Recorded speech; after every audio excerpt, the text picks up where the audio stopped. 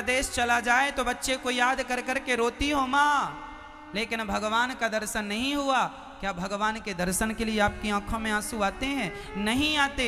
इसका यही प्रमाण पत्र है कि हम कहते जरूर हैं कि भगवान से प्रेम करते हैं, लेकिन जब ईश्वर अपनी कसौटी में कस के देखेगा तो हमारा प्रेम तो 2% भी नजर नहीं आएगा। इसलिए कहा करता हूं मेरी माँ, संसार के लिए बहुत रो लिया आपने, अब आंसू बहाया करो तो केवल भगवान के लिए आंसू बहाया करो, केवल भगवान के लिए।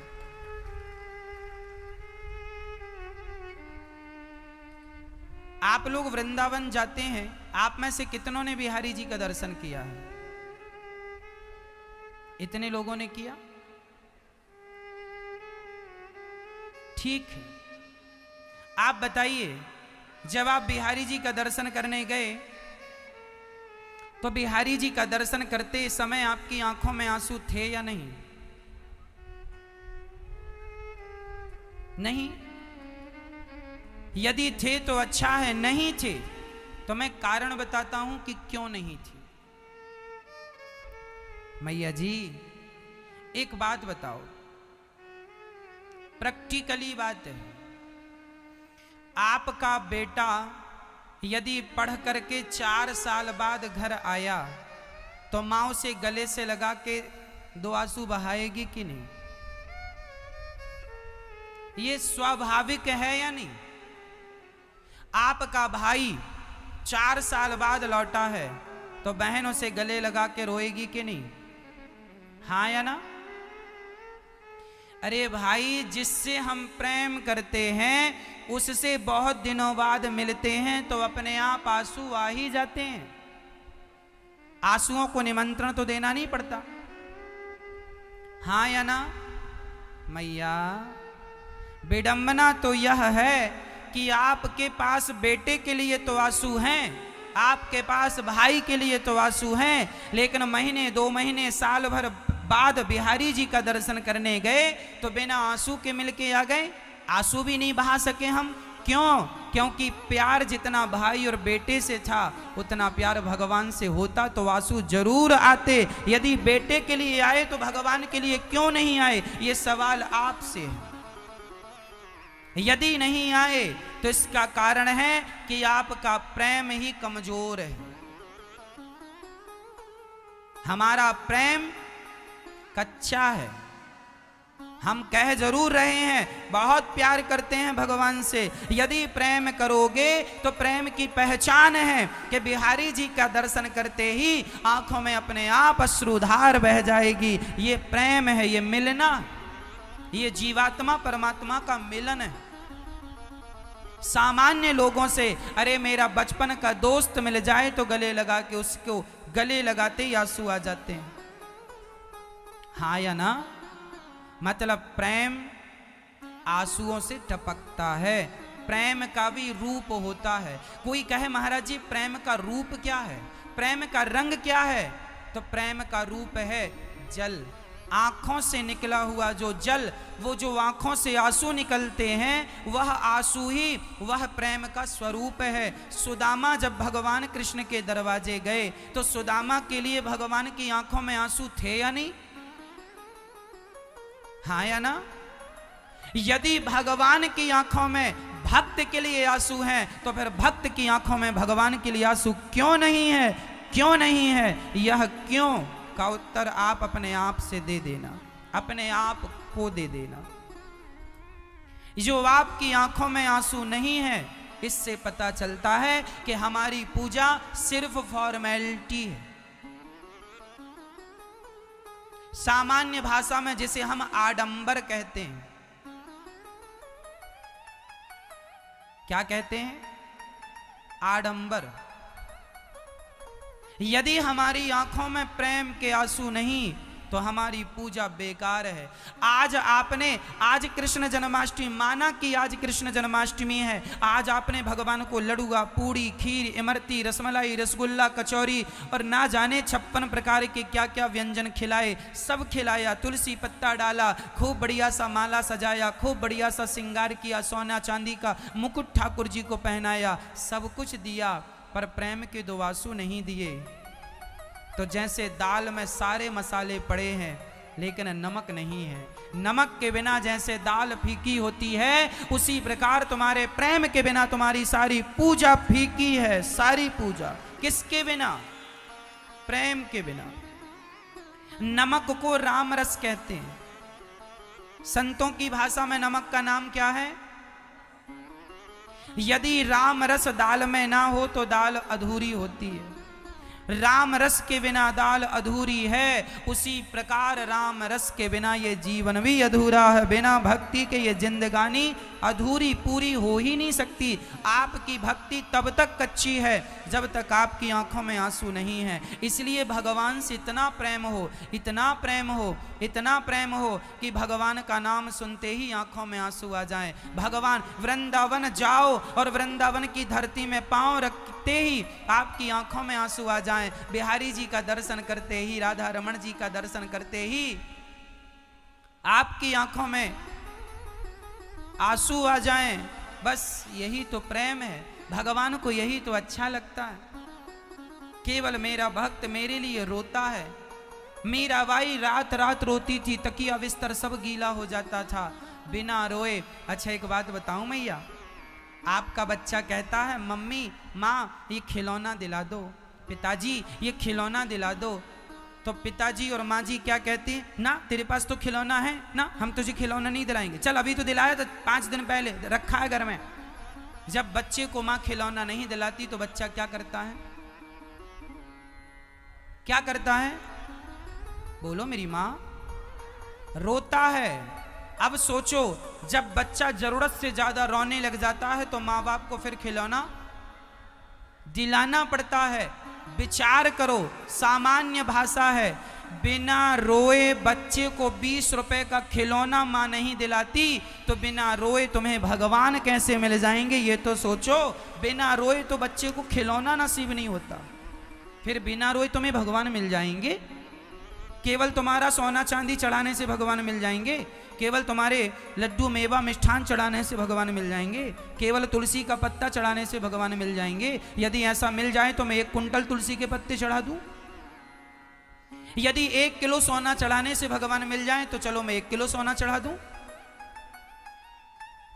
चढ़ा दो फिर सोना, तुम ढेर सारा, मिल जाएंगे तुम्हें भगवान।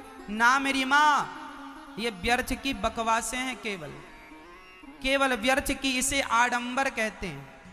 सच्चा प्रेम, सच्ची भक्ति केवल प्रेम है। गोपियों ने, आपने किसी भी व्यक्ति से सुना हो कि गोपियां भगवान की आरती उतारती थी? आज तक सुना कि गोपियां कृष्ण की आरती उतारती थी? कभी सुना? नहीं सुना। आपने ये सुना होगा कि गोपियां कृष्ण को गालियां देती थी। बड़ा निष्ठुर है, बड़ा कपटी है, छोड़ के चला गया, गालियां देती हैं और रोती जाती हैं, गालियां देती हैं और रोती जाती हैं। जहां प्रेम की अधिकता होती है ना मेरी माँ, माँ बच्चे से प्रेम करती है। इसलिए जहां प्रेम है वहां आरती उतारने की भी जरूरत नहीं है। इसका अर्थ ये नहीं है कि तुम भगवान की आरती ना उतारो, आरती उतारो, पर आरती उतारने से ज्यादा प्रेम जरूरी है। क्या चाहिए? सिर्फ प्रेम। और प्रेम केवल भगवान का, वह प्रेम की कथा सुने, भगवान का नाम लें, भगवान का चिंतन करें तो अपने आप लोग कभी जगन्नाथ जी गए? जगन्नाथपुरी जगन्नाथ जी भगवान का दर्शन किया? कितनों ने किया? हाथ उठाओ। अच्छा, इतने लोगों ने। आप लोग जगन्नाथ जी नहीं जाते? मैया, जगन्नाथ जी प्रत्यक्ष भगवान हैं, हाथ पसारे खड़े हैं ऐसे, इंतजार में आपके। कब आओगे? कब आओगे? कब तुम्हें गले लगाऊंगा? कभी समय निकाला करो। और मरने के पहले जो मैं बोल रहा हूं वो जरूर करना। मरने के पहले एक बार जगन्नाथ भगवान का दर्शन जरूर करना। जगन्नाथ मंदिर के ऊपर चक्र रखा हुआ है, ये वही भगवान श्री कृष्ण का सुदर्शन चक्र है। जाते वक्त भगवान जगन्नाथ जी के मंदिर में वो चक्र स्थापित करके गए। जगन्नाथ भगवान प्रत्यक्ष रूप से बैठे हैं, इसलिए जगन्नाथ के भात को जगत पसारे हाथ। जगन्नाथ जी में भात का भोग लगता है भगवान को। वहां का भात बहुत प्रसिद्ध है, वहां जाओ तो भात खाते हैं, चावल। कहावत है जगन्नाथ के भात, भात जानते हैं, कच्चा होता है चावल, पक जाए तो भात बन जाता है। तो जगन्नाथ के भात को जगत पसारे हाथ। एक बार जगन्नाथ जी का प्रसाद जरूर ग्रहण करना, और प्रसाद तो कहीं का हो, श्रद्धा से ग्रहण करना। प्रसाद का फुल फॉर्म क्या होता है? प्रा मतलब प्रभु के, सा मतलब साक्षात, दा मतलब दर्शन। प्रभु का साक्षात दर्शन का नाम ही शॉर्ट फॉर्म में प्रसाद है। जगन्नाथ जी जरूर जाना, जरूर दर्शन करना। बिहारी जी का दर्शन तो आपने किया है, जगन्नाथ जी का भी दर्शन करना। तीर्थ यात्रा जरूर कर लेना, मतलब ठाकुर जी का दर्शन। और देखो तीर्थ यात्रा भी श्रद्धा से की जाती है। आप जब भी जगन्नाथ जी जाएं तो आपके जगन्नाथ भगवान को देखते ही आंखों से आंसू गिरने लग जाएं, यही प्रेम है। चैतन्य महाप्रभु का नाम सुना होगा आपने। चैतन्य महाप्रभु जब जगन्नाथ जी का दर्शन करने गए तो जगन्नाथ जी को सबसे पीछे मंदिर के सामने गरुण स्तंभ है, उस स्तंभ के पीछे एक दरवाजा है। वहां खड़े होके चैतन्य महाप्रभु ने जगन्नाथ जी को देखा और इतना प्रेम से देखा। भगवान के प्रति देखो श्रद्धा क्या होनी चाहिए, प्रेम क्या होना चाहिए, हमारे आचार्यों से सीखना चाहिए। चैतन्य महाप्रभु ने ऐसे हाथ रख के देखा। अच्छा, उस द्वार से भगवान जगन्नाथ जी को जब तक टेढ़ा ना होए कोई तब तक दिखते नहीं है। तो ऐसे हाथ रख के उन्होंने देखा तो पत्थर का वहां पर दीवार, पत्थर की दीवार थी। जब प्रेम से चैतन्य महाप्रभु ने भगवान जगन्नाथ जी को देखा तो इतना प्रेम उमड़ा कि उस पत्थर पर चैतन्य महाप्रभु की उंगलियां धस गईं, अर्थात पत्थर भी पिघल गया।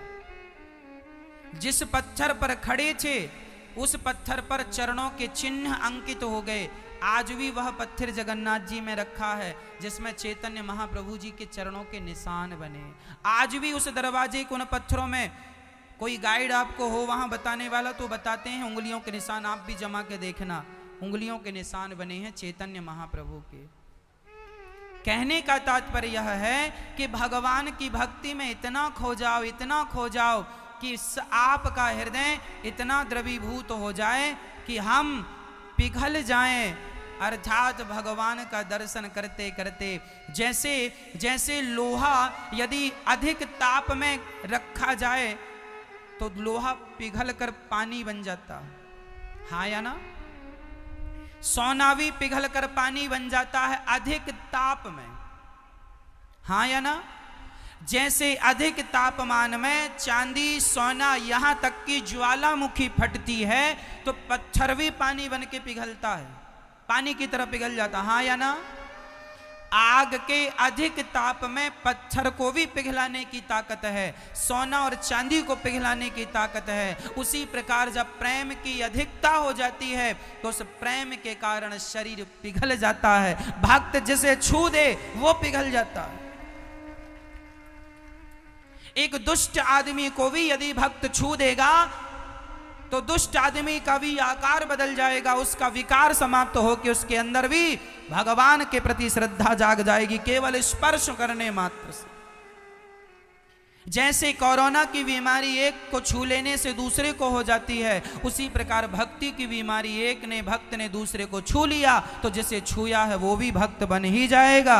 यदि बैक्टीरिया बीमारियां एक से दूसरे में जाती हैं तो भक्ति भी एक से दूसरे में जाती है। बस कोई सच्चा भक्त छुए तो किसी को। इसलिए गुरुजनों का स्पर्श किया जाता है चरणों का कि इनकी भक्ति, इनकी श्रद्धा, इनकी हमें भी प्राप्त हो जाएगी, रत्ती भर तो हमारा भी उद्धार हो जाएगा, हमें भक्ति मिल जाए, हमें प्रेम मिल जाए। इसलिए भगवान से झोली फैला के यही मांगा करो, हे नाथ हमें अपने चरणों की भक्ति देना। भक्तों, तुम कितना भी धन पालो, लेकिन धन को पाने में इतना सुख नहीं है जितना भगवान की भक्ति में सुख है। मैं कैसे समझाऊं आपको कि भक्ति से ज्यादा सुख दुनिया में कहीं नहीं है। ये प्रेम का पाठ जरा पढ़ के तो देखो, आपको अनुभूति हो जाएगी। ये कहने का विषय नहीं है, मैं किसी को बता नहीं सकता। काश मैं अपनी छाती फाड़ के आपको बता सकता, लेकिन मैं हनुमान जी नहीं हूं। ये जरूर कह सकता हूं कि बिना भक्ति के सुख नहीं है। आप कितना भी धन कमा लो, लाख नहीं करोड़ कमा लो, करोड़ नहीं अरब कमा लो, लेकिन बिना भक्ति के सुख नहीं है। यदि बिना भक्ति के सुख होता तो जिन्होंने बिहारी जी को प्रकट किया है, श्री जानते हैं बिहारी जी को किन्होंने प्रकट किया है? श्री हरिदास जी महाराज ने। निधि वन आज भी वृंदावन में वो धरती है जहां से बिहारी जी को श्री हरिदास जी ने प्रकट किया। एक बार हरिदास जी के पास दिल्ली का एक मुस्लिम राजा आया था। बोला, हरिदास जी हम आपके ऊपर बड़े प्रसन्न हैं, आप अच्छी भक्ति करते हैं, अच्छा भजन गाते हैं, आपकी राग अच्छी है। क्योंकि हरिदास जी का चेला तानसेन था, वह तानसेन दिल्ली में राजा बादशाह के यहाँ गाया करता था। तो एक दिन बादशाह ने पूछ लिया, क्यों रे तो इतना बढ़िया गाता है, तेरे गुरु कितने बढ़िया होंगे? बोले, महाराज मेरे गुरु की तो पूछो ही मत, मेरे गुरु जी तो सबसे उत्तम है। अच्छा, क्या नाम है तेरे गुरु का? हमारे गुरु का नाम है श्री हरिदास जी। अच्छा, चलो दर्शन करते हैं। हरिदास जी के पास आए तो बादशाह चरणों में गिर पड़ा। उनकी राग रागनी सुन के, उनका तेज देख के, उनकी भक्ति देखकर राजा ने कहा, हरिदास जी बताओ हम आपकी क्या मदद करें? हरिदास जी ने कहा, समझ लिया कि ये बड़े अहंकार से बोल रहा है। तब भगवान ने कहा, श्री हरिदास जी ने कहा कि हमारे यमुना जी में एक घाट की 2 सीढ़ियां टूट गई हैं, जरा तुम उन सीढ़ियों की मरम्मत करा दो, बस इतना कर दो। वह मुगल बादशाह हंसने लगा, महाराज मुझसे इतना छोटा काम कह दिया। हरिदास जी समझ गए कि ज्यादा ही अहंकारी है। तब हरिदास जी ने अपना जल उसकी आंखों में सिंचन किया, उसकी दिव्य दृष्टि हो गई। और जब दिव्य दृष्टि से वृंदावन के उस घाट को देखा तो उस घाट में ऐसी ऐसी मणियां, ऐसे ऐसे हीरे जड़े थे कि राजा के खजाने में वो हीरे नहीं थे। सारी दुनिया में इतनी संपत्ति नहीं थी कि उस संपत्ति को जोड़कर इस एक टुकड़े को ठीक किया, मरम्मत की जा सके, रिपेयर किया जा सके। तब बादशाह चरणों में गिर पड़े। हरिदास जी महाराज, उनके पास कोई दौलत की कमी थी, बड़े बड़े बादशाह चरणों की धूल चाटते थे, लेकिन वो हरिदास जी धन दौलत के पीछे ना भागकर वह तो लंगोटी लगा के केवल राधे कृष्ण का दर्शन करते थे, भगवान का चिंतन। क्योंकि यदि धन में सुख होता तो हरिदास जी भगवान को छोड़ के धन की तरफ भाग जाते। इसका अर्थ ये है कि आज धनी लोग, आप देखिए ना भटिंडा के, आप सभी लोग अपने से देखिए, आप लोग भी तो धनी हैं। ईश्वर ने तो आपको लखपति या करोड़पति बनाया ही होगा, पर आप सारा कुछ छोड़ के देखो, भगवान की कथा में बैठे हो कि नहीं? यदि आप देखो, धन होने पर भी धन को छोड़कर आप कथा में बैठे हो, कथा में सुख मिल रहा है। जिनकी कथा में इतना सुख है, उन भगवान में कितना सुख होगा, उन भगवान में कितना आनंद होगा। हम ये नहीं कहते पैसा ना कमाओ। मेरी माँ, मेरी बहन, बच्चों को खूब प्यार से कहना, बेटा खूब पैसा कमाओ, खूब तरक्की करो, खूब नाम कमाओ, इज्जत कमाओ। 1 लाख रुपए कमा रहे हो तो 10 लाख कमाना, 10 लाख कमा रहे हो तो 50 लाख कमाना। अपनी क्षमता बढ़ाओ, अपना टैलेंट बढ़ाओ, अपनी योग्यता बढ़ाओ और पैसा ज्यादा से ज्यादा कमाओ। धनी बनना है, लेकिन धन पाकर उस धन का धर्म करना है, धर्म से जोड़ना है, पुनीत कार्यों से जोड़ना है। ईश्वर धन दें तो भगवान से यही प्रार्थना करना कि ईश्वर हमें धन दिया है, हम इस धन से धर्म करना चाहते हैं, अपने धन को जरूरतमंदों से जोड़िएगा। इसलिए ये दास अनिरुद्ध भोजन कराता है वृंदावन में सबको, यही धन की सार्थकता। धन मिल जाए तो धर्म से जोड़ना। अपने घर में ब्राह्मण को बुलाकर सत्यनारायण भगवान की कथा, हर अमावस्या हर पूर्णिमा को सत्यनारायण भगवान की कथा सुना करो। इसी बहाने किसी ब्राह्मण के चरण आपके घर में पड़ जाएंगे, इसी बहाने भगवान का नाम आपके घर में हो जाएगा, इसी बहाने छोटा सा हवन आपके घर में हो जाएगा और भगवान की स्मृति बनी रहेगी। आप ब्राह्मण को बुलाइए, सम्मान के साथ उनका आदर करिए और उनके चरण धोकर बच्चों से चरण धुलवाइए। बच्चों से ब्राह्मणों के चरण धुलवाया करो, आदर करवाया करो। सम्मान याद रखना मेरी माँ, यदि सम्मान करना सिखाया, कहते हैं सम्मान देने से सम्मान मिलता है। भगवान इस धरती में अवतार क्यों लेते हैं? विप्रधैनु सुर संतहित लीन मनुज अवतार। जब ब्राह्मणों का अनादर अपमान होने लगता है, जब गाय का अनादर अपमान होने लगता है, तब भगवान को अवतार लेना पड़ता है। इसलिए ब्राह्मण को बुलाया करो, सम्मान से उनके चरण धो करके बच्चों से धुलवाया करो, चरण धो करके ब्राह्मण को बिठाओ और सत्यनारायण भगवान की कथा सुना करो। इसी बहाने आपके घर में भगवान की चर्चा होगी, भगवान की कथा होगी, आपके घर में भगवान की भक्ति का वातावरण बना रहेगा। जिस घर में भगवान की कथाएं नित्य चलती रहती हैं, उस घर में नकारात्मकता कभी प्रवेश नहीं करती। आपके घर का माहौल शुद्ध रहता है, वातावरण शुद्ध रहता है। जैसे धुआं करने से मच्छर भाग जाते हैं, जैसे धुआं करने से मच्छर भाग जाते हैं, उसी प्रकार हवन का धुआं घर के जिस जिस कोने में चला जाता है, उस कोने से पाप भाग जाते हैं, नेगेटिविटी भाग जाती है और घर में सकारात्मकता का वातावरण बनता है। इसलिए आप ये काम किया करें। भगवान से क्या करना जरूरी है मेरी माँ? प्रेम, खूब प्रेम कीजिएगा, बहुत प्यार कीजिएगा भगवान से, खूब आनंद से रहिएगा। अच्छा, ये प्रेम की परिभाषा बड़ी कठिन है। भगवान श्री कृष्ण का पहला विवाह हुआ, उद्धव जी भगवान के हृदय में दर्शन करते हैं और उन्हें ज्ञान हो जाता है।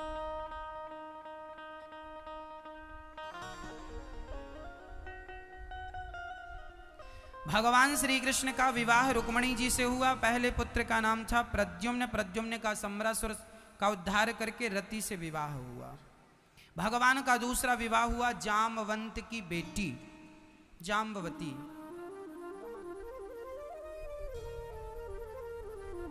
जामवंत की बेटी जाम्बवती से विवाह क्यों हुआ? अच्छा, एक बार क्या हुआ, भगवान श्री कृष्ण को झूठा कलंक लग गया। हाँ, आसित सत्राजितः सूर्यो भक्तस्य परमः सखा प्रीतस्तस्मै मणिं प्रादात् सूर्यस्तुष्ट्यः स्यमन्तकम्। एक सत्राजित नाम के व्यक्ति थे, भगवान सूर्य के बड़े उपासक थे। एक दिन सूर्य भगवान ने उन्हें मणि दी। मणि पहनकर वह आए और भगवान श्री कृष्ण ने कहा, सत्राजित जी आप इतनी महंगी मणि का क्या करेंगे? राजकोष में जमा करेंगे तो इससे प्रजा का कल्याण होगा। सत्राजित जी ने ना हाँ किया ना किया, तुरंत उठ के चले गए, मणि नहीं दी। अच्छा, कई लोगों का ना धर्म के लिए धन नहीं निकलता।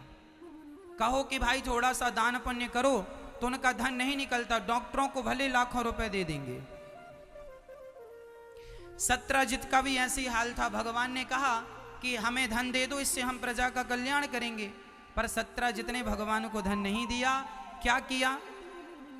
उस धन से वो मणि ले गए। सत्राजित के भैया प्रसेन वह मणि पहन के जंगल में गए और शेर ने प्रसेन को मार डाला। शेर को जामवंत जी ने मारा। जामवंत जी ने मणि ले जाके अपनी बेटी जाम्बवती को दे दी। अच्छा, अब भगवान को झूठा कलंक लग गया। सत्राजित ने कहा, कृष्ण ने हमसे मणि मांगी, हमने नहीं दी, लगता है हमारे भाई को मारकर कृष्ण ने मणि चुरा ली। अब भगवान को झूठा कलंक लग गया। अच्छा, कई बार हमारे और आपके जीवन में भी झूठा कलंक आता है। जो आपन चाहे कल्याणा, सुजस सुमति शुभ गति सुख नाना। जो स्त्री अपना कल्याण चाहती, अब मैं बहुत ध्यान से सुनाऊंगा, बहुत ध्यान से आप सुनिएगा। जो स्त्री अपना कल्याण चाहती है, जो पुरुष अपना कल्याण चाहता है, वह पर पुरुष को ना देखे, ऐसा रामचरितमानस में लिखा है। जो आपन चाहे कल्याणा, सुजस सुमति शुभ गति सुख नाना। आप लोग रामचरितमानस पढ़ते हैं कि नहीं? कौन कौन पढ़ता है? अरे 1 2 3 4 5 6, बस गिने चुने लो। मैं आप लोग रामचरितमानस नहीं पढ़ती हो तो हाथ उठाओ, पढ़ती हो तो। दीमक लगी है घर में, धूल जम रही है पुस्तकों में, कोई पढ़ता ही नहीं है। फेसबुक मोबाइल से समय मिले तो आदमी गीता रामायण पढ़े। आप लोग गीता पढ़ते हैं? गीता बच्चों को गीता पढ़ाया करो। आप लोगों ने बच्चों को रामचरितमानस पढ़ाना छोड़ दिया, आप लोगों ने बच्चों को गीता पढ़ाना छोड़ दिया, इसलिए बच्चे अपने माँ बाप को घर से निकालना स्टार्ट कर दिए हैं। निकलो घर से, तुमने हमें संस्कार नहीं दिए तो भागो। कल को तुम्हारी औलाद तुम्हें गिलास भर पानी नहीं देगी। यदि तुमने सही वक्त पर सही संस्कार नहीं दिए तो अपने लिए कर लो, दूसरों के लिए ना करो। इसलिए मेरी माँ, संस्कार कहां से आएंगे? स्कूल में जो पढ़ाया जाता है, पहले पढ़ाया जाता था गा गणेश का, तो लोगों को लगा गा गणेश का पढ़ेंगे तो माँ बाप की सेवा करने लग जाएंगे, तो गा गणेश का हटा दिया, गा गधे का पढ़ाने लगे। गणेश जी की जरूरत ही नहीं है, गधे से सब काम, सब गधे हो रहे हैं। इसलिए आजकल पढ़े लिखे गधे ज्यादा हैं, क्योंकि गा से गधा पढ़ा। हमारे टाइम पे तो गा से गणेश पढ़ाया गया है। आज तो पहाड़े में गा से गधा पढ़ाते हैं। अब तो गधे को भी हटा दिया, गा से गमला, गा गमले का। तो जरा विचार करो कि गणेश जी क्या बुरे थे, गा से गणेश क्या बुरा था? बोलो मेरी माँ। तुम्हारे स्कूल में तो बच्चों को गा से गधा और गा से गमला पढ़ाया जाएगा, इसलिए घर पे गा से गणेश पढ़ाना सिखाओ, गणेश पढ़ाना शुरुआत करो, तब गणेश जैसी बुद्धि होगी। गणेश जी वही हैं जो अपने माँ बाप की परिक्रमा कर लेते हैं तो पूरी पृथ्वी की परिक्रमा करने का उन्हें फल मिल जाता है। जो माँ बाप की सेवा करता है, जो माँ बाप की प्रदक्षिणा कर लेता है, वह संसार की प्रदक्षिणा करने का पुण्य प्राप्त कर लेता है। ये शिक्षा गणेश जी ने हमें दी है। ऐसे गणेश जी को ना पढ़ के गधे को पढ़ा जाए तो अब गधे ही होंगे फिर। इसलिए मैया, आप लोग गीता पढ़ा करो। आपके घर में गीता है कि नहीं? रामचरितमानस है कि नहीं? घर में तुलसी है कि नहीं? घर में लड्डू गोपाल जी है कि नहीं? जिसके घर में लड्डू गोपाल जी नहीं है, तुलसी नहीं है, गीता और रामायण नहीं है, वो घर घर नहीं, शमशान है। इसलिए घर में तुलसी, घर में लड्डू गोपाल जी, शालिग्राम जी, और घर में ग्रंथ गीता, रामायण, भागवत। गीता प्रेस गोरखपुर की पुस्तकें निकलती हैं ना, गीता प्रेस गोरखपुर, सस्ती पुस्तकें होती हैं। गीता मिल जाएगी 10 रुपए की, ले लो, बच्चों को पढ़ाओ। हम तो कहते हैं बच्चों के बैग में गीता रख के भेजा करो स्कूल, पढ़ी रहेगी, पढ़ी पढ़ी ही वो पॉजिटिव एनर्जी देगी। पढ़ लो तो और अच्छा है, पढ़ो, भगवान करे जल्दी से आप पढ़ो।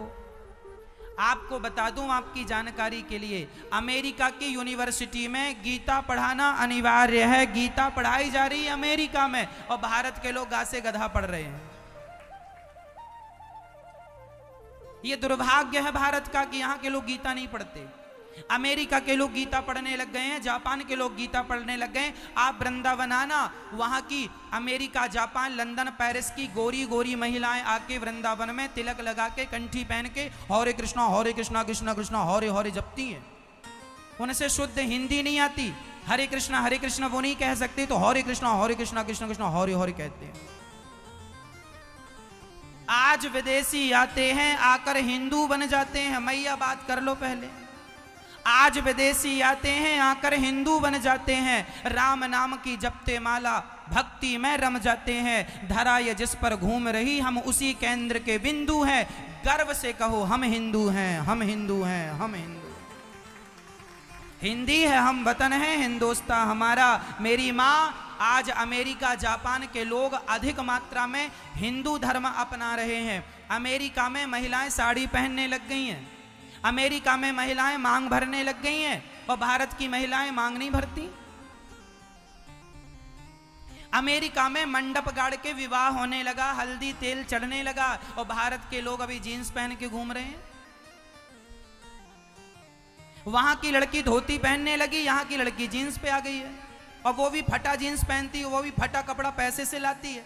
हमारे यहाँ फोकट में मिलता फटा कपड़ा, तुम पैसे बर्बाद करती हो। अब देखो जरा, बेवकूफी की सारी हदें पार हो गई। कपड़ा भी हमारे यहाँ कहा जाता है फटे कपड़े पहनने से दरिद्रता आती है। फटे कपड़े पहनने से क्या आती है? पुराना कपड़ा हो गया है तो सुई धागा से सिल लो, सिल के पहनो, पर फटा कपड़ा पहनने से दरिद्रता आती है। और आजकल के बच्चे सोचो, अब ये गा से गधा पढ़ने वाले बच्चे हैं, फटे कपड़े लाए, वो भी पैसों से। हमारे यहाँ फोकट में मिलता, फेंक देते हैं, हमारे यहाँ फट जाए तो फेंक देते हैं। क्या पता था कि ऐसे मूर्ख लोग भी भारत में पैदा होंगे? नहीं, बच्चा बच्चा के रखते, बेच देते। ये वही लोग हैं जो गा से गधा पढ़ते हैं। कपड़े भी लाए तो फटे।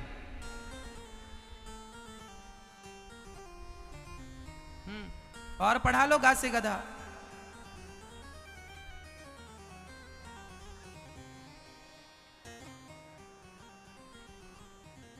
अच्छा, जमाने के लोग हिंदू धर्म को अपनाने लगे हैं। जमाने के लोग जानते हैं कि हमारी संस्कृति कितनी साइंटिफिक है। आज मैंने बच्चों को बुलाया है तो बच्चों के मतलब की कुछ बातें आपसे करूंगा।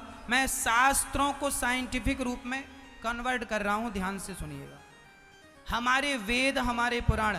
आज विडंबना यह है कि आपका जो बच्चा साइंस की 4 बुक पढ़ लेता है, वो अपने आप को बड़ा साइंटिस्ट मान लेता है। वो कहता मैंने साइंस पढ़ा है। अच्छा बताओ, आपने साइंस पढ़ा है, आपको पता है परमाणु बम का आविष्कार जिसने किया उसने क्या पढ़ के आविष्कार कर दिया? ये बात जो मैं कह रहा हूं, वो सारी बातें आप गूगल में, यूट्यूब पे डाल के देखना। जिस व्यक्ति ने परमाणु बम बनाया, अमेरिका का वह व्यक्ति, उससे पूछा गया कि आपके अंदर परमाणु बम बनाने का आइडिया कहां से आया? तब उन्होंने कहा मैं महाभारत पढ़ता हूँ, गीता पढ़ता हूँ, और महाभारत में वहाँ पर एक ब्रह्मास्त्र की बात लिखी है। हमारे महाभारत में एक अस्त्र चलाया गया था, ब्रह्मास्त्र। आपने भी नाम सुना होगा। कौन सा अस्त्र है वो? ब्रह्मास्त्र के बारे में जब अमेरिका के उस साइंटिस्ट ने पढ़ा, जब महाभारत का ग्रंथ पढ़ा और गीता पढ़ी, तब उसे नॉलेज हुआ कि ये महाभारत में ये जो ब्रह्मास्त्र जैसा महाअस्त्र है, ये बड़ा विनाशकारी है। तो उसके अंदर आइडिया आया कि क्यों ना मैं भी बनाना शुरू करूं। और उस अमेरिका के व्यक्ति ने बनाना शुरू किया, ब्रह्मास्त्र की कॉपी की और परमाणु बम बना के उतार दिया। ये बात मैं नहीं कहता, आप गूगल में डालिए कि परमाणु बम किसने बनाया। उसका इंटरव्यू आज भी यूट्यूब पे पड़ा। उसने अपने मुंह से कहा है कि मैंने महाभारत पढ़ के ये आइडिया लिया और मैंने परमाणु का आविष्कार किया। दुनिया के बड़े बड़े साइंटिस्ट जो आविष्कार करते हैं, वो हमारे ग्रंथों को आधार मान के आविष्कार करते हैं। बात समझ में आ रही है? सारी दुनिया ने ग्रंथों को अपनाया है, और ये भारत के बच्चे कह रहे हैं हम वेद पुराणों को नहीं मानते। नहीं मानते तो चूल्हे में जाओ, तुम्हारे ना मानने से क्या होगा? आप ना माने, अब कोई कहे साहब ये दिन है, मैं नहीं मानता कि दिन है, नहीं मानो। कोई रात को रात ना माने, कोई दिन को दिन ना माने, तो आपके ना मानने से होगा क्या, ये तो बताओ। क्या रात को रात ना मानने से रात नहीं होगी? क्या दिन को दिन ना मानने से दिन नहीं होगा? अरे मेरी माँ, चलो मैं साइंस की तुम्हें बातें बताता हूं। ये बताओ, साइंस में हमें पढ़ाया जाता है कि हमारे पूर्वज बंदर थे, हम बंदर की संतान हैं, हाँ या ना? ये पढ़ाया गया कि नहीं? हमें भी पढ़ाया गया, आपको भी पढ़ाया गया। लेकिन ये पढ़ाने वाले लोग स्वयं मूर्ख हैं। देखिए हमारी शिक्षा पद्धति किस प्रकार की डैमेज है, इन्हें नॉलेज ही नहीं है। अरे भाई, अमेरिका, जापान तुम्हारे पूर्वज हो सकते हैं बंदरों की संतान, हम भारत के लोगों के पूर्वज बंदर नहीं थे, हम तो ऋषि मुनियों की संतान हैं, इसलिए हमारे यहाँ गोत्र होता है। हर जात का एक गोत्र होता है, हाँ या ना? वो लोग कहते हैं कि बंदर चलते चलते इनकी पूंछ घिस गई, खड़े होने लगे, आदमी हो गए। यदि सारे बंदर आदमी हो गए तो फिर बंदर बचते ही ना, सारे आदमी हो जाते। फिर बंदर क्यों है? फिर सबकी पूंछें घिस जाती, फिर बंदर प्रजाति खत्म हो जाती, तब तो मनुष्य, सारे मनुष्य हो गए, फिर बंदर खत्म। लेकिन आज तो बंदर ज्यों की त्यों है, वो तो मनुष्य नहीं बन रहे। ये कितनी मूर्खतापूर्ण बात है बताओ। भारत के लोगों को ये पढ़ना पड़ रहा है। हमारे पूर्वज बंदर नहीं थे, हमारे पूर्वज कौन थे? आपका गोत्र क्या है? किसी का गोत्र कश्यप गोत्र है, किसी का भारद्वाज गोत्र है, किसी का शांडिल्य गोत्र है, किसी का जमदग्नि गोत्र है, किसी का अग्नि गोत्र है। ये जो गोत्र है, आपका जो भी गोत्र है, आपके गोत्र जो ऋषि के नाम का है, आप उन्हीं ऋषियों की संतान हैं, इसलिए आपका वो गोत्र है। मेरा गोत्र शांडिल्य है, मैं शांडिल्य ऋषि की संतान हूं। आपका गोत्र कश्यप है, आप कश्यप ऋषि की संतान है। आपका गोत्र भारद्वाज है, आप भारद्वाज की। आपका कोई गोत्र है या नहीं? हाँ या? हमारे भारत में बिना गोत्र का कोई नहीं होता। इनको बताओ जरा दुनिया वालों को कि तुम्हारे बाप होंगे बंदर, हमारे तो ऋषि मुनि हैं, हम ऋषि मुनियों की संतान है। चलो साइंस की दूसरी बात बोल रहा हूं। हमारे साइंस में पढ़ाया जाता है मोहनजोदड़ो हड़प्पा संस्कृति। ये कितने साल पुरानी बातें हैं? बोलो। हड़प्पा संस्कृति, मोहनजोदड़ो कितनी साल पुरानी बातें हैं? बताओ, पढ़ा होगा आप लोगों ने? नहीं पढ़ा।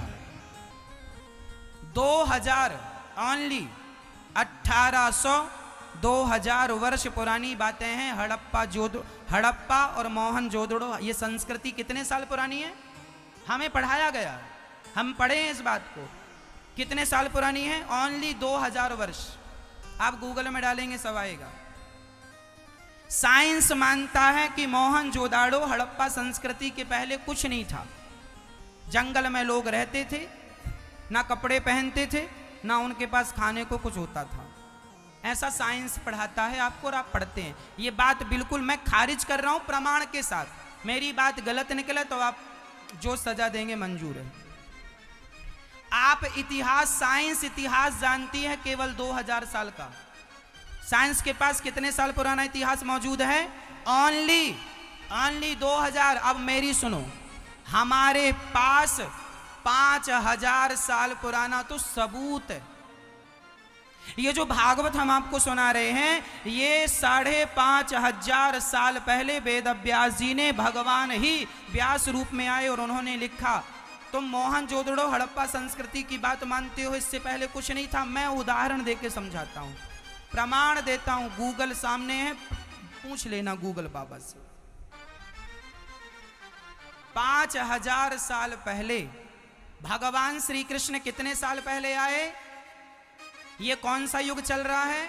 कलयुग। भगवान कृष्ण किस युग में आए? द्वापर। कलयुग के पहले कौन सा युग था?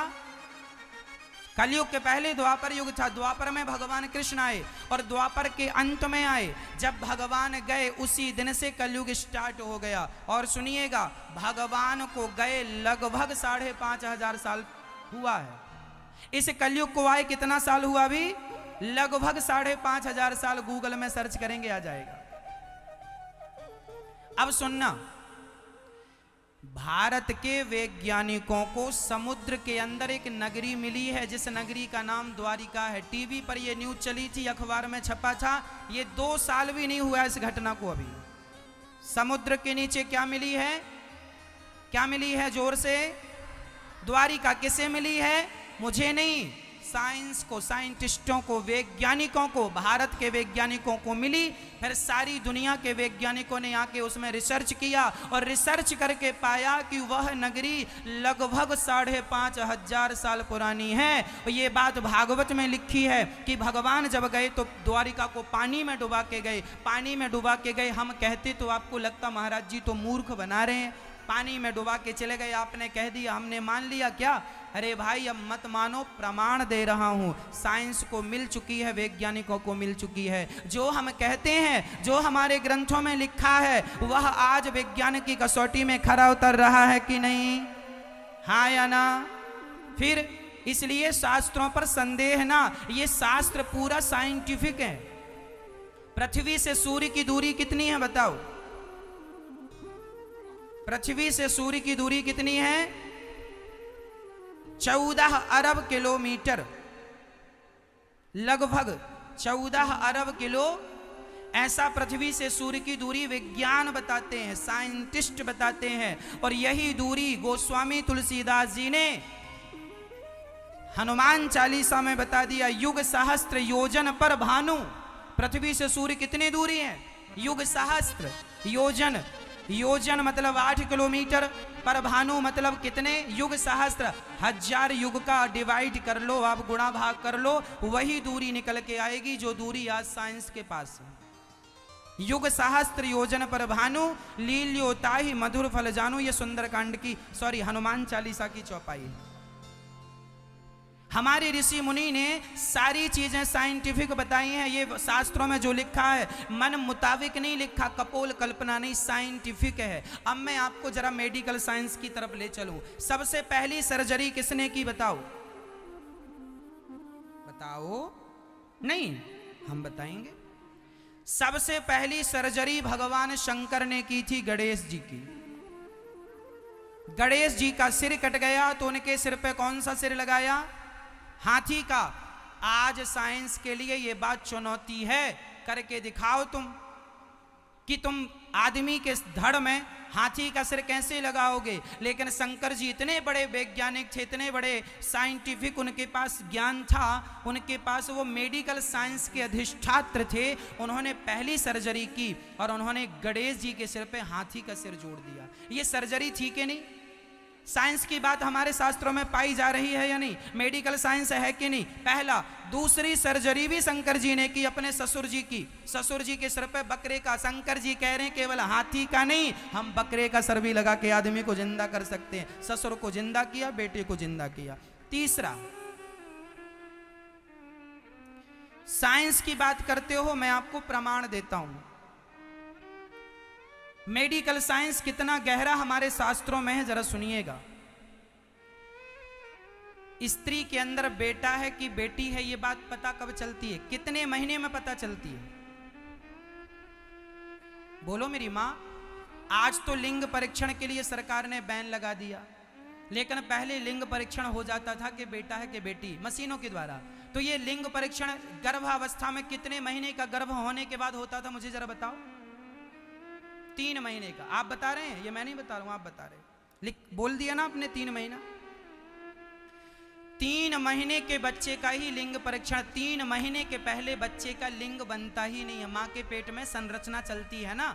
1 माह में बच्चे का सिर तैयार होता है, दूसरा माह में हाथ पांव तैयार होते हैं, तीसरे माह में वो स्त्री है कि पुरुष, यह छिद्र तैयार होते हैं।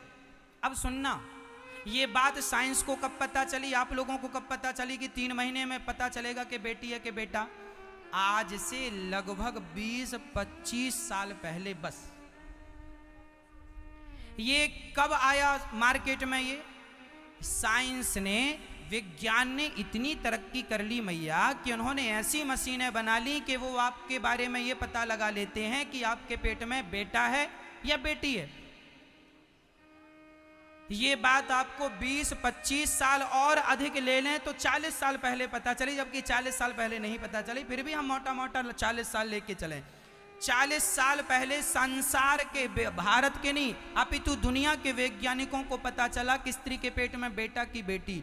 ये बात आपको 40 साल पहले। भागवत में हजारों साल पहले मैं आपको लिखा बता दूंगा कि पहले महीने में बच्चे का सिर बनता है, दूसरे महीने में हाथ पांव बनते हैं, तीसरे महीने में लिखा है भागवत जी में 3रे स्कंध में ये बात स्पष्ट लिखी। मैं आपको लिखा बताऊंगा। तुम्हें अपने शास्त्रों पर बिलीव नहीं है ना, यकीन नहीं है। साइंस ने जो ज्ञान 40 साल पहले पाया, वो ज्ञान हम हिंदू भारतीय संस्कृति वालों के पास हजारों साल पहले से वो ज्ञान मौजूद था। लेकिन उस ज्ञान का हम लोग प्रयोग नहीं करते थे, क्योंकि हम लोग मानते नहीं ना शास्त्रों को, उंगलियां खड़ी करते हैं, शास्त्रों में ऐसा लिखा वैसा लिखा। हमारे ऋषि मुनि, उनका नाम ऋषि क्यों पड़ा? रिसर्च करने के कारण उनका नाम ऋषि पड़ा। साइंटिस्ट नाम के जो ऋषि, अर्थात जो आज जिन्हें हम साइंटिस्ट कहते हैं, विज्ञान कहते हैं, उन्हें उस जमाने में ऋषि कहा जाता। ऋषि मतलब रिसर्च करने वाले का नाम ऋषि। तो मैंने इतने सारे सबूत दे दिए। महाभारत का युद्ध हुआ है, हाँ या ना? अब कोई हमसे सबूत मांगे महाभारत का युद्ध हुआ तो सबूत दो, मैं आपको सबूत देता हूं। यहां से ज्यादा दूर नहीं है, हरियाणा कुरुक्षेत्र में महाभारत हुआ था। आज भी कुरुक्षेत्र की जब पुरातत्व विभाग खुदाई करता है तो आज भी महाभारत के अवशेष मिलते हैं। आप जाकर वहां के म्यूजियम में जाके अपनी आंखों से तसल्ली कर लेना। फिर तुम्हारे शास्त्र गलत कैसे हो गए? हर बात तो सही निकल रही है। महाभारत हुआ था, हम लोग कहते थे हुआ है, पुरातत्व विभाग ने साबित कर दिया, सारी दुनिया के वैज्ञानिकों ने साबित कर दिया। चलो दूसरा, राम जी ने सेतु बनाया था। राम सेतु पर 10 साल तक नासा ने रिसर्च किया। कितने साल तक? 10 साल तक नासा ने रिसर्च किया, और रिसर्च करने के बाद उन्होंने मोहर लगाई कि भाई साहब यह सेतु बनाया गया था। किसने बनाया? वो हजारों साल पहले हमारे रामायण जैसे महाग्रंथ में लिखा हुआ है कि राम जी के लिए बनाया गया था। आज भी राम सेतु का पत्थर तैरता है पानी में। इतने सारे सबूत देने के बाद भी कोई ना माने तो चूल्हे में जाओ, मत मानो। ना मानने से होगा क्या? कहो मैया जी। इसलिए बच्चों को कहो शास्त्रों में श्रद्धा रखें, शास्त्रों में संदेह ना करें। सूर्य कैसा दिखता है पास से? आपको पता है सूर्य कैसा दिखता है पास से? मैया नहीं, हम बताएंगे आपको। मधुमक्खी के छत्ते जैसा दिखता है सूर्य। हम नहीं कह रहे हैं, साइंस कहता है। साइंस कहता है कि सूर्य कैसा दिखता है पास से? मधुमक्खी के छत्ते जैसा। विज्ञान को यह बात अभी पता चली है 4 साल पहले कि सूर्य भगवान कैसे हैं? मधुमक्खी के छत्ते जैसे। ये आज पता चली, 4 साल पहले साइंस को, नासा के वैज्ञानिकों ने पता लगाया है। यही बात हमारे वेदों में हजारों सालों से लिखी। मैं आपको लिखा बता दूंगा कि उसमें लिखा है, वेद मंत्र है कि सूर्य भगवान मधुमक्खी के छत्ते जैसे। ये हजारों साल पहले हमारे यहां ज्ञान है, और ये वैज्ञानिकों को आज पता चल रहा है, अभी 4 साल पहले।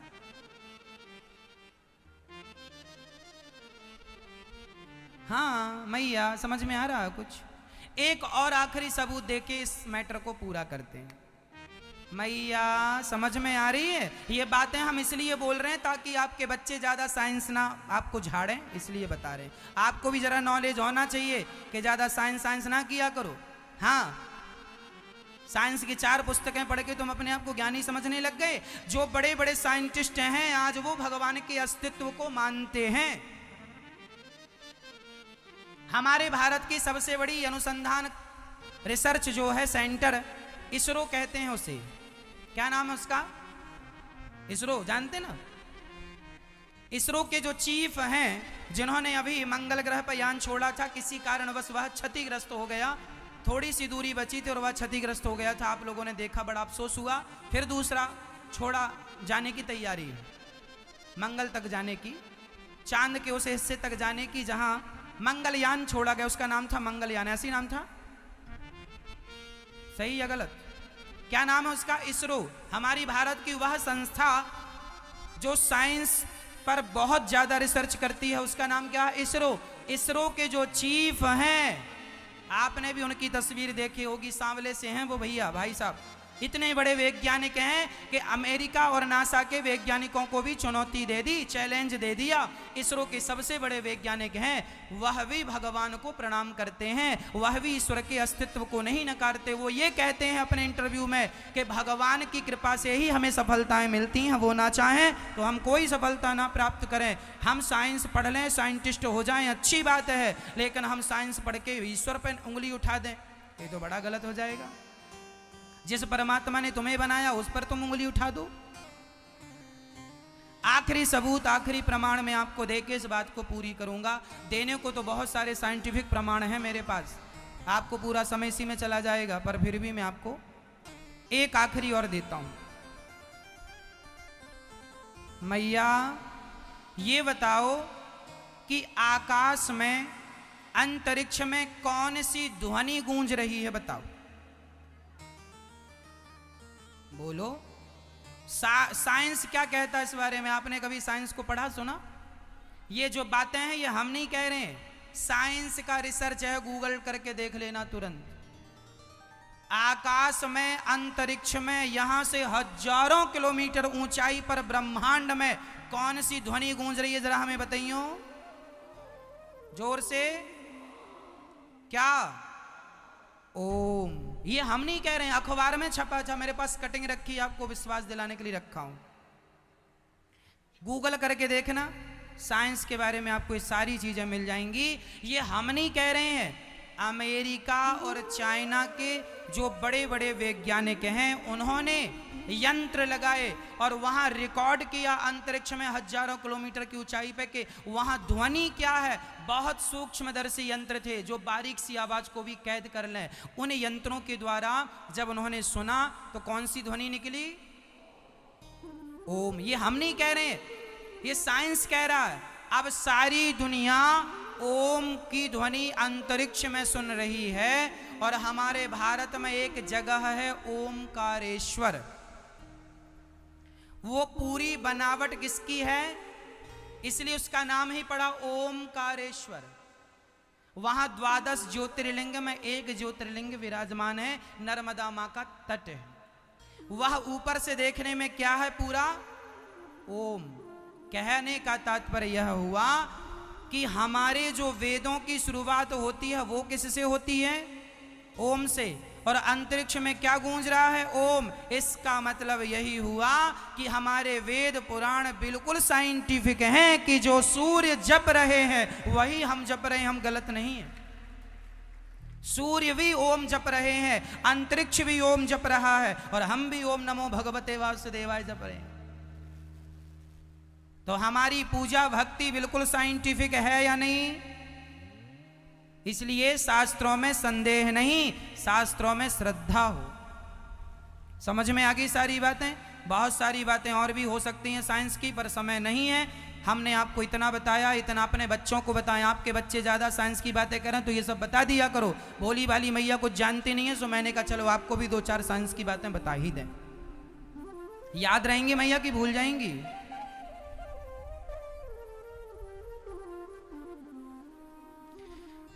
मुंबई में मैंने एक बहुत बड़े व्यक्ति का इंटरव्यू सुना। मुंबई के किनारे, वो समुद्र के किनारे चेयर डाल के गीता पढ़ रहे थे। वहाँ एक नौजवान बालक निकला और उसने कहा, अरे भाई साहब आप क्या पढ़ रहे हैं? हम गीता पढ़ रहे हैं। बच्चे ने कहा, क्या गीता पढ़ रहे हैं? साइंस पढ़िए, साइंस। हाँ, हम तो साइंस के स्टूडेंट हैं।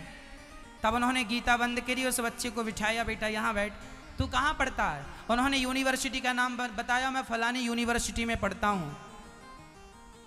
तब उस व्यक्ति ने कहा, बेटा तो जिस यूनिवर्सिटी में पढ़ता है वो यूनिवर्सिटी की स्थापना मैंने ही की है, मैंने ही बनवाई, मैं उसका मालिक हूँ। जिस यूनिवर्सिटी का मालिक मैं हूँ, मैं गीता पढ़ता हूँ। तू 4 दिन से यूनिवर्सिटी में पढ़ने आया तो कहता साइंस पढ़ो। साइंस पढ़ना चाहिए, रिसर्च करना बुरा नहीं है, लेकिन ईश्वर के अस्तित्व को नकार देना आपके अहंकार के कारण ये जरा गलत है। उसकी खोपड़ी में बात समझ में आई कि बिना बेस के काम नहीं बनेगा। बिल्डिंग कितनी भी मजबूत बने, इमारत कितनी भी सुंदर हो, पर नींव मजबूत है तो कितना भी ऊपर जाएगा कमजोर नहीं होगा। बारिश भी सहेगा, तूफान भी सहेगा, भूकंप भी सहेगा। कब? जब नींव। हम सभी भारतवासियों का वेश तो गीता रामायण ही है। यदि यहां से आप मजबूत हैं तो आप खूब आगे जाएंगे, कोई आश्चर्य नहीं है इसमें। लेकिन ये वेश कमजोर है तो ऊपर जाके गिर जाएंगे जरा से तूफान, जरा सी आंधी में। स्वामी विवेकानंद जी ने अपने गीता और अपने ग्रंथों के बल पर सारी दुनिया में हिंदुस्तान की ध्वजा लहराई कि नहीं? किसके बल पर? गीता रामायण वेद पुराण के बल पर सारी दुनिया के बड़े बड़े लोगों का सिर झुका दिया, भारत का झंडा ऊंचा कर दिया स्वामी विवेकानंद जी ने। हाँ जी, पढ़ना लिखना बुरा नहीं है, लेकिन अपने ही अस्तित्व में तुम उंगलियां उठाओ तो ये हमें अच्छा नहीं लगता।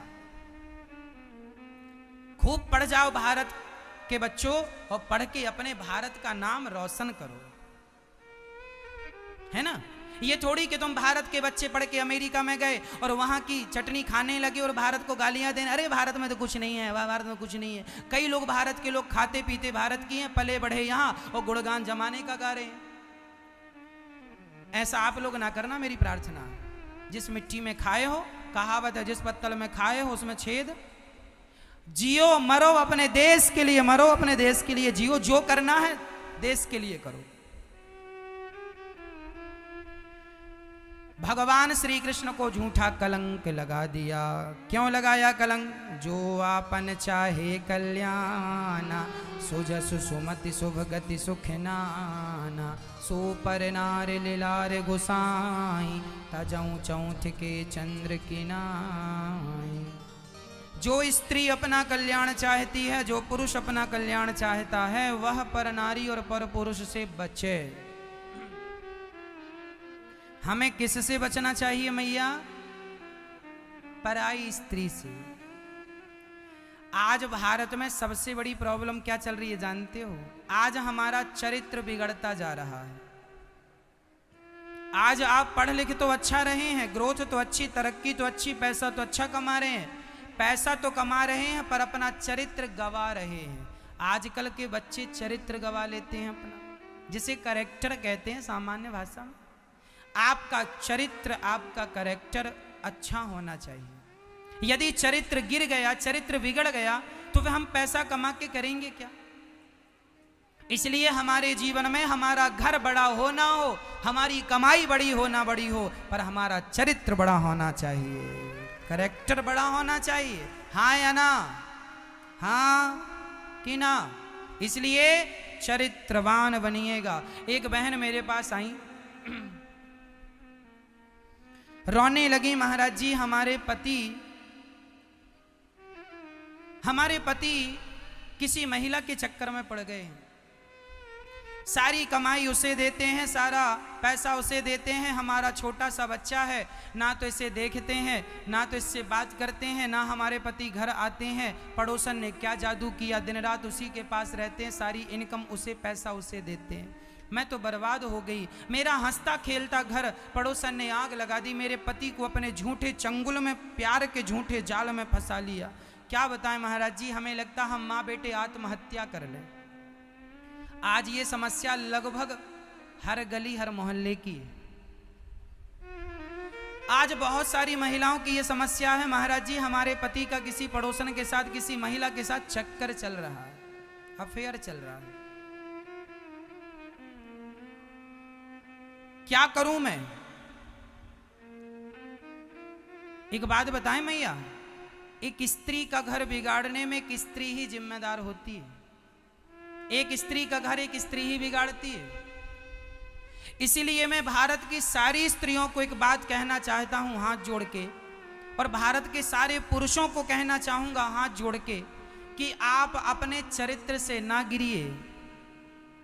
यदि आपने किसी के घर को बिगाड़ा, आपने किसी के घर को आंख उठाकर देखा, किसी के घर को बिगाड़ने की कोशिश की, तो विधाता ऐसे आपका घर बिगाड़ेंगे कि 7 जन्म तक बसाते बसेगा नहीं। यदि आपने किसी के बसे बसाए घर को उजाड़ा, तो ईश्वर के घर देर है, अंधेर बिल्कुल नहीं है। मैया, एक गांव में एक वैश्या रहती थी। वह वैश्या गांव के सभी नौजवान बच्चों को बुला बुला के बर्बाद कर रही थी। गांव वाले बड़े चिंतित हो गए कि यह वैश्या तो गांव को गंदा कर देगी। एक संत गांव में आए तो गांव वालों ने हाथ जोड़ के कहा, महात्मा जी जरा हमारी विनती सुनो, ये वैश्या यहाँ आ गई है, भगाए भगती नहीं है, कुछ करो कि ये वैश्या चली जाए। संत जी ने कहा, अभी करता हूँ। महात्मा जी ने उस वैश्या की कुटिया के सामने अपनी घास की झोपड़ी बनाई और सवेरे 4 बजे से सीताराम सीताराम जपने लगे, कीर्तन करने लगे। अब जो वैश्या के ग्राहक थे वह बाबा जी की कुटिया में आने लग गए कुछ कुछ, और धीरे धीरे वैश्या का कारोबार डाउन होने लगा। एक दिन वैश्या तंग आ गई और वैश्या ने अपने यारों से कहा, जाओ और बाबा जी की कुटिया में आग लगा दो, आग लगा देंगे तो भाग जाएगा। वैश्या ने आग लगाई, अपने यारों से आग लगवाई, बाबा जी की कुटिया जलने लगी, संत की कुटिया जलने लगी। जब संत की कुटिया जलने लगी तब ईश्वर का निर्णय देखिए। परमात्मा जब निर्णय करते हैं ना, तो उनका निर्णय अद्भुत होता है। जब संत जी की कुटिया जलने लगी तो परमात्मा ने जरा सी हवा चलाई, और जब हवा चली ना मेरी माँ, तो संत जी के घर की आग उड़ उड़ के वैश्या के घर में जाने लगी, और वैश्या का घर जलने लगा। वैश्या दौड़ी दौड़ी आई, महात्मा जी आपने मेरा घर जला दिया। संत जी ने कहा, देवी मैंने तेरा घर नहीं जलाया। फिर बोले, तेरे यार ने मेरा घर जलाया, तो मेरे यार ने तेरा घर जला दिया, हिसाब बराबर हो गया। यदि आपने किसी के घर को जलाने की कोशिश की, उजाड़ने की कोशिश की, तो परमात्मा तुम्हारा क्या बसने देंगे। ईश्वर के घर देर है मैया, अंधेर नहीं है। इसलिए अपने पति में खुश रहो, किसी दूसरे के पति को देखने की जरूरत नहीं है। देखोगी तो अंधी भी हो जाओगी, और तुम्हारा 7 जन्म तक घर बसेगा नहीं। ईश्वर ऐसा न्याय करेंगे। संसार की अदालत बिक सकती है, संसार का जब जज खरीदा और बेचा जा सकता है। परमात्मा की अदालत ना बिकती है, ना बेची जाती है, ना खरीदी जाती है। वहां सबका हिसाब। और कहते हैं ईश्वर की लाठी में आवाज भी नहीं होती, इसलिए कर्म दंड भोगने पड़ेंगे। यदि आपने किसी का घर बिगाड़ा तो फिर आपका बसेगा नहीं, 7 जन्म तक रोती रह जाओगी। इसलिए अपने पति के साथ मस्त रहा करो, खुश रहा करो। जैसा भी तुम्हारा पति, खुश रहा करो। किसी पत्नी की तरफ, किसी पति की तरफ देखने की जरूरत नहीं है। कल हमने कहा था कि पति की सेवा करना चाहिए, पर मैं आज यहां एक बात स्पष्टता से कह दूं, जिन स्त्रियों के साथ ये परेशानी है, आपका पति किसी दूसरी महिला के चक्कर में है, तो आपको इस स्थिति में क्या करना चाहिए मैं वो बता रहा हूं। भगवान ना करे ये मुसीबत आप पर आए, पर आ जाए तो क्या करना, वो कान खोल के सुन लो। यदि आपका पति किसी महिला के चक्कर में पड़ जाए और आपको पता चल जाए कि इस महिला के चक्कर में पड़ा है, तो पहले उस महिला को प्यार से समझाओ, देख समझ जा, दोबारा मेरे पति की तरफ देखना मत। वार्निंग दे दो। नहीं समझती, फिर भी वो आपके पति से मिलना जुलना रखती है, तो उसके घर में घुस के उसकी चोटी पकड़ के घसीट के बाहर निकालो, चप्पलों से पिटाई करो। अब फिर भी तुम्हारा पति ना माने तो फिर पति की पिटाई करो। ये नालायक है, दुष्ट, ऐसे चरित्रहीन के संग रहना पतिव्रता नारी को शोभा नहीं देता। यदि मैं सीता हूं तो तुम्हें भी राम बनना होगा।